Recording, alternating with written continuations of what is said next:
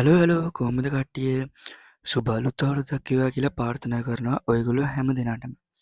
ඉතින් අද මම ගෙනල්ලා තියෙන්නේ අපේ ඇඩ්කාඩ් වීඩියෝ එක කියන්නේ ඇඩ් බ්ලොකින් වීඩියෝ එක ගොඩාක් views ආවා. මං හිතන්නේ මේ වීඩියෝ කරනකොට 36000ක් කරේ 40000 ලං කරලා ඇවිල්ලා තියෙනවා. ඉතින් ගොඩක් කට්ටිය ආපු ප්‍රශ්නයක් තමයි iPhone එකට මේක කරන්න බැයිද කියලා.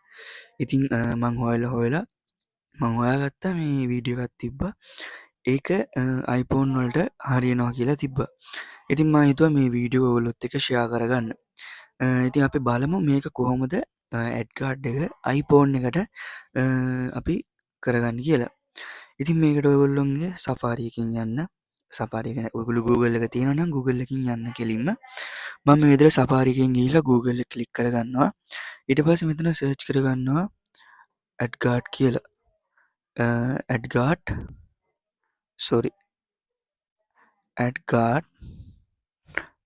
DNS කියලා. ඉතින් මෙන්න මේ විදිහට දෙවෙනි සයිට් එක නෙමේ පළවෙනි සයිට් එකට යන්න. පළවෙනි සයිට් එකට ගියාට පස්සේ මෙතන option 1 එක නෙමේ option 2 එක තමයි අපි select කරගන්න ඕනේ. ඊට පස්සේ මෙතනින් iOS එක select කරගෙන මෙතන download මෙතන profile කියලා එකක් තියෙනවා. අන්න එක ක්ලික් කරගන්න ඕනේ. ඊට පස්සේ මෙතන allow දෙන්න. allow දීලා මේක close කරගන්න. හරි. ඉතින් දැන් අපි මේ වෙබ්සයිට් එක රෙඩි කරගෙන ඉවරයි. අපි මෙතන setting වලට යන්න ඕනේ. setting වලට ගියාට පස්සේ මෙතන profile download කියලා තියෙනවා.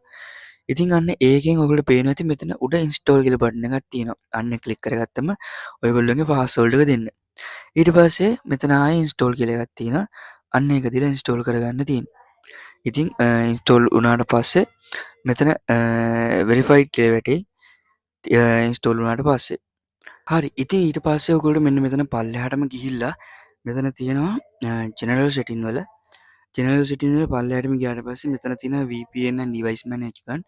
ඒකට ඔයගොල්ලෝ ගියාට පස්සේ මෙතන පේනවා ඇති ඔයගොල්ලන්ට proxies එකක් add වෙලා තිනවා DNS එකක් AdGuard DNS එක.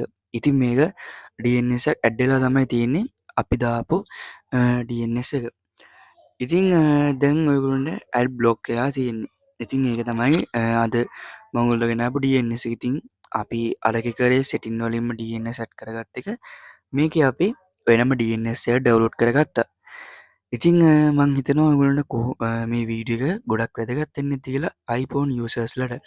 ඉතින් මම ඔන්න Android users ලටත් එකක් ගෙනාවා. iPhone users ලටත් වෙබ්සයිට් එකක් ගෙනාවා කරන විදිය.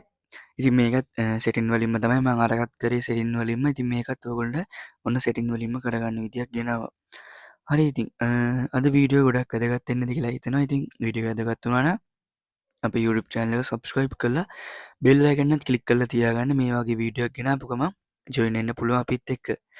හරි එහෙනම් ඔයගොල්ලෝ හැමෝටම සුබ දවසක්.